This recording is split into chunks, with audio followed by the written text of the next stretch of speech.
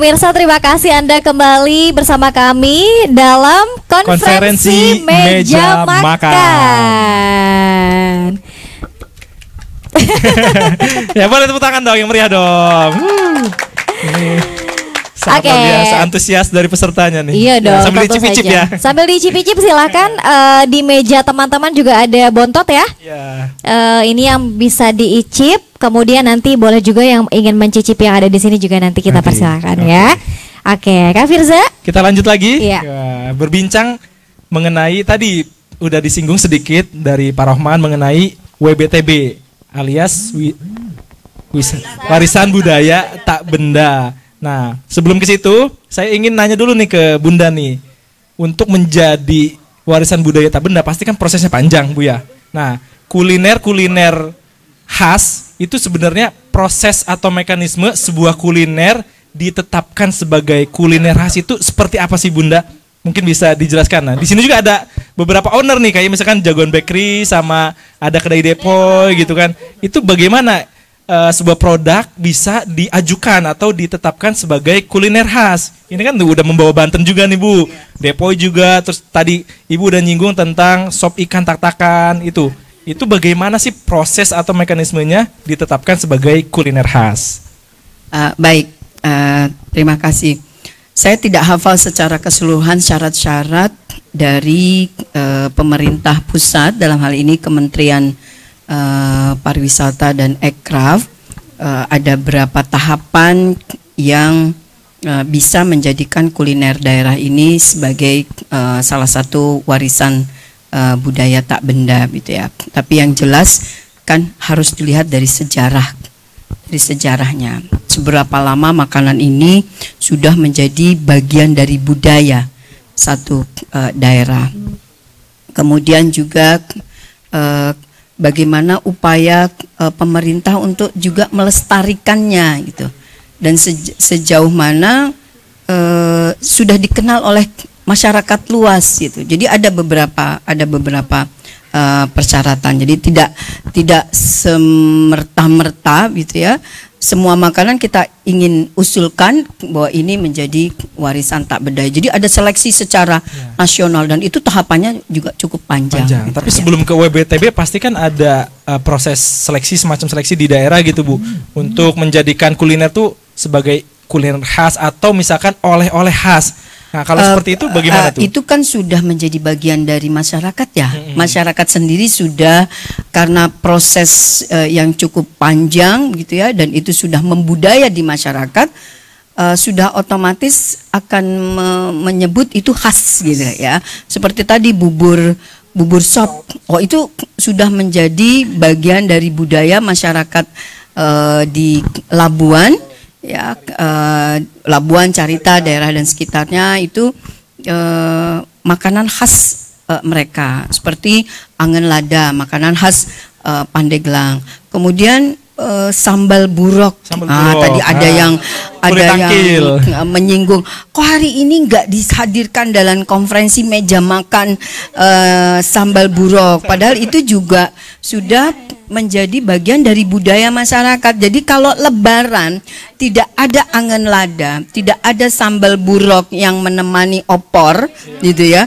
Kalau opor kan nasional nih, semua Lebaran opor, temannya rendang. Tapi buat orang Banten itu sambal burok itu sudah menjadi tradisi dan itu juga sudah menjadi khas itu ya. Gerang asem, sate bebek itu sudah menjadi khas dan itu sudah melegenda gitu.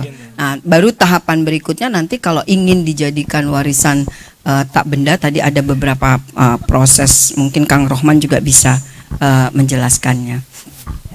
Wah, menarik sekali nih. Boleh tepuk tangan dong buat Bunda ya. Jadi Kak Dea, jadi prosesnya mungkin panjang gitu ya.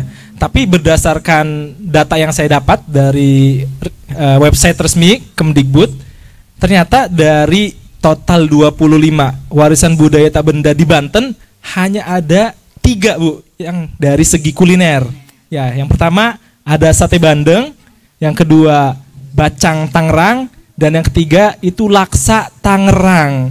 Sementara kayak rabek, angen lada, gerem asem itu belum terdaftar sebagai warisan budaya tak benda di Kemdikbud. Nah, Pak Rohman melihatnya seperti apa nih? Apakah sejarahnya tidak ada, atau misalkan literatur referensi bukunya tidak ada, atau ada tradisi yang ditinggalkan oleh masyarakat, atau seperti apa Pak melihatnya? Jadi memang seperti yang dikatakan oleh Bu Neng tadi, ini kalau kita mau mengajukan menjadi warisan budaya tak benda ini, memang ada tahap-tahapannya. Termasuk di dalamnya adalah ada tim yang menyeleksi ya, tim yang menyeleksi. Nah, oleh karenanya memang ini salah satu tugas dari pemerintah daerah, saya kira Bu ya. Pemerintah daerah itu bisa mengajukan makanan-makanan yang sudah punya akar sejarah yang panjang ini untuk menjadi salah satu atau tambahan selain yang 3 tadi ya. Seperti rabek ini kan sudah sangat populer, termasuk sate bandeng ini. Bandeng. Oleh karenanya mungkin ya harus ada komunikasi intensif juga nih dari masyarakat kepada dinas terkait, dalam hal ini mungkin pendidikan dan kebudayaan Bu ya. Dinas Pendidikan dan Kebudayaan. Termasuk juga dari pariwisata juga. Nah, pariwisata. Karena bagian dari kuliner, betul. Kuliner bagian dari pariwisata. Iya. Jadi bersama-sama. Kerja bareng lah gitu antara dinas terkait ya. Nah, kalau untuk buku-buku tentang kuliner sendiri Pak di Banten, ada nggak sih Pak buku-bukunya, referensinya atau semacam resep-resepnya gitu kan buat masyarakat nih, atau ibu-ibu yang di sini mungkin belum tahu nih resepnya bikin gerem asem gitu kan. Kalau misalkan ada referensi buku, ya bisa kita baca, bisa kita proses gitu kan di rumah. Apakah ada buku-buku? Sejauh yang saya tahu memang belum ada yang secara khusus ya. Udah kan meliputi semua Dinas Ketahanan Pangan ketika era saya itu 2010 ya kalau tidak salah. Saya 2008 sampai 2000 berapa ya, sampai lupa deh saking udah lamanya.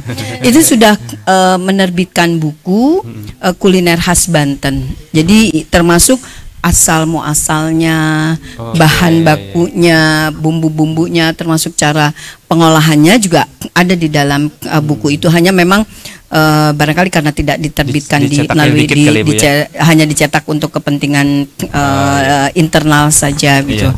Dan itu bekerja sama dengan Universitas Gajah Mada dalam proses penyusunannya.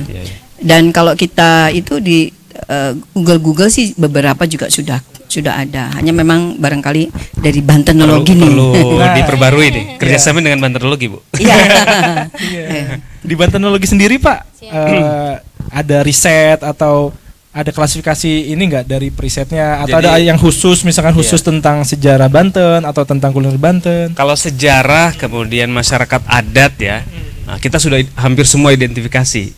Nah, tapi secara khusus misalnya makanan ya ini memang belum semua ya. Nah, yang paling kita tahu mungkin ya terkait rabek aja gitu ya. Tapi untuk misalnya yang lain ini belum kita eksplor secara detail. Nah, ini memang perlu penelitian gitu supaya bisa terdokumentasi lah semua makanan-makanan khas yang itu merupakan warisan dari nenek moyang kita itu ya. Karena khawatir juga mungkin ada makanan yang punah gitu kan. Nah, oleh karenanya memang perlu penelitian yang lebih serius gitu ya terkait dengan makanan tradisional di Banten ini. Wah, dapat tugas nih dari konferensi meja makan Bantenologi akan menindaklanjutinya membuat sebuah buku ya. Amin. Tepuk tangan buat Bantenologi. Tahun depan udah jadi, ada lagi nanti ya. Sudah ada hasilnya ya Bunda ya dari konferensi meja makan pertama.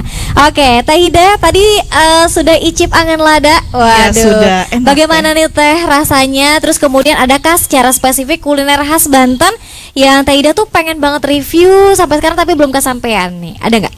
Oh iya, tadi angen ladanya ya, wah Masya Allah ini enak dan baru pertama kali, dan benar tadi kata Bunda ya Bun, ada rasa, iya ada rasa yang unik dan baru tahu ternyata itu daun walang, betul. Ternyata daun walang itu baru tahu juga tuh, ada daun walang gitu.